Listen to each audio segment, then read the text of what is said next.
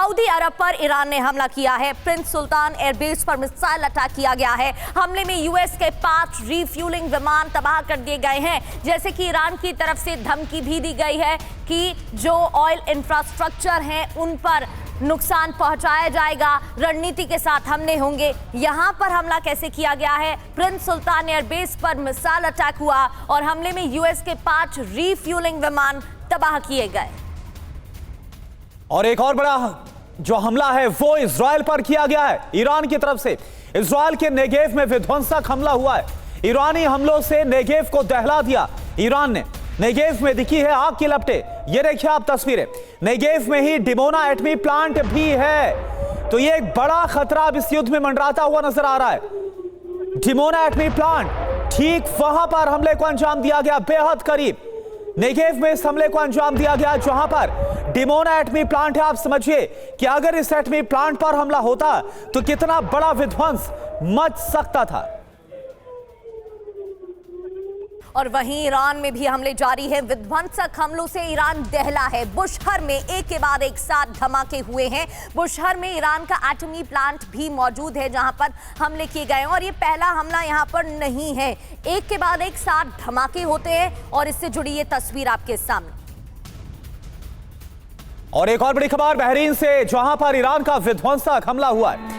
अमेरिकी 5वें बेड़े के मुख्यालय पर हमला हुआ, जोरदार धमाके से दहल गया अमेरिकी सैन्य बेस। ईरान के शाही ड्रोन ने यहां पर भीषण तबाही मचाई है। ये देखिए आप, अमेरिका का 5वां बेड़ा इसका मुख्यालय और इस पर ईरान की तरफ से हमला किया गया।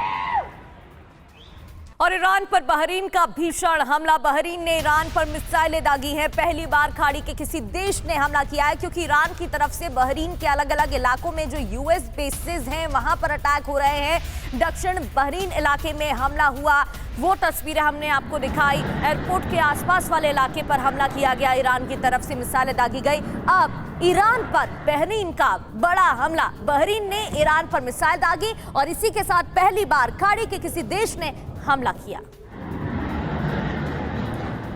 और एक और बड़ी खबर, अमेरिकी B-2 बॉम्बर का बड़ा एक्शन देखने को मिला। अमेरिकी बेस से B-2 बॉम्बर ने उड़ान भरी है। अमेरिका की सेना ने जारी किया है वीडियो।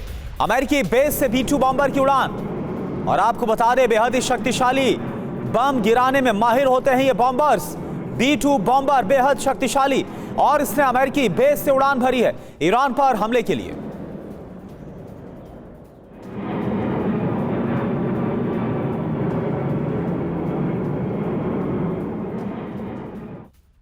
और ईरान को लेकर अमेरिकी राष्ट्रपति डोनाल्ड ट्रंप का बड़ा दावा। मध्य पूर्व को कब्जे में लेना ईरान चाहता था और ये पहली बार नहीं है जब इस तरीके का बयान दिया गया हो डोनाल्ड ट्रंप की तरफ से ईरान के प्लान को लेकर। ये देखिए वही ट्वीट जो अमेरिकी राष्ट्रपति की तरफ से किया गया है। साथ ही बताया गया है बड़ा दावा कर कि इजराइल को मिटाना चाहता था ईरान। तो ट्रंप प्रशासन की तरफ से भी लगातार इस बात के दावे किए जा रहे हैं ईरान को लेकर, ये बड़ा दावा। और एक और बड़ी खबर, राष्ट्रपति डोनाल्ड ट्रंप का ईरान को लेकर बहुत बड़ा दावा। ईरान की नेवी और एयरफोर्स पूरी तरह से तबाह, ये डोनाल्ड ट्रंप दावा कर रहे हैं। ईरान के नेतृत्व को 2 बार खत्म किया गया।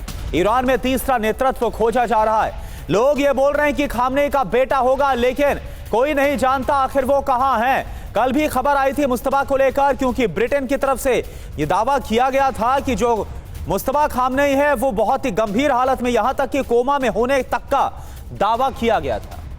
ऑपरेशन 48 घंटे ईरान में तबाही का प्लान मचाया जा रहा है। इसके साथ ही प्लान तैयार हो रहा है किस तरीके से तबाही मचाई जाएगी। दरअसल डोनाल्ड ट्रंप ने ईरान पर बहुत बड़े हमले के संकेत दिए हैं और ईरान पर अगला हमला और भी भयंकर होगा ये बता दिया है।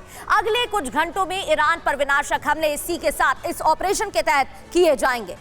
बिल्कुल, ईरानी शासन पर ट्रंप ने अपने इरादे साफ किए।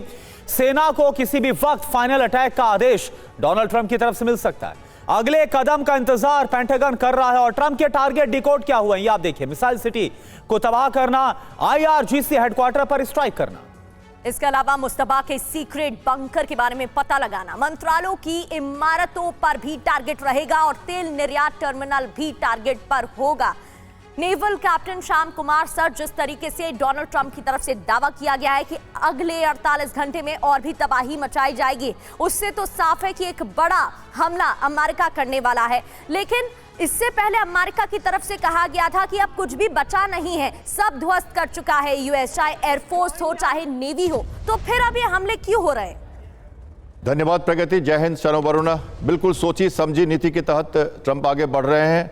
बिल्कुल करेक्ट आकलन है और बिल्कुल जो आपने बात की, खर्ग आइलैंड पे ये होना ही था। 7-8 दिनों से ये तैयारी पूरी तरह से चल रही थी। मैं आपको जल्दी से बता दूं, सबसे ज्यादा जो झेला है मिसाइल अटैक वो यूएई ने झेला है, करीब करीब 900 मिसाइल्स। और उसके बाद दूसरा नंबर बड़ा आश्चर्य होगा जान के कि कुवैत, अब जबकि इजराइल पे 800 करीब मिसाइल्स और इजराइल पे सिर्फ 300 मिसाइल्स। तो क्यों? कुवैत में लॉजिस्टिक बेस है और खार्ग वहां से सबसे नजदीक आइलैंड है। और जैसा आपने बताया खार्ग की स्ट्रैटेजिक इंपॉर्टेंस, वहां से चाइना का भी 40% तेल जाता है। वहां से वो बीच हेड बना के और बाकी काम वहां से करने वाले हैं। ये 7 दिन पहले हम समझ चुके थे और इसके लिए ये जो आप कह रहे हैं 48 आवर्स का ऑपरेशन, जो आपने प्रश्न किया, साइकोलॉजिकल वॉरफेयर का हिस्सा कहते हैं ट्रंप को कि नेवी को एनिलेट कर दिया, एयरफोर्स को एनिलेट कर दिया, लेकिन अभी वो हुआ नहीं है। आपने सुना अभी साइड ड्रोन सिर्फ 20% ही खत्म हुए, मिसाइल कैपेबिलिटी बची हुई है उनकी। लंबे रेस के घोड़े के तैयारी के साथ ईरान लड़ रहा है, तो अभी बहुत कुछ एनिलेट करना बाकी है। और जब तक आईआरजीसी को एनिलेट नहीं करेंगे,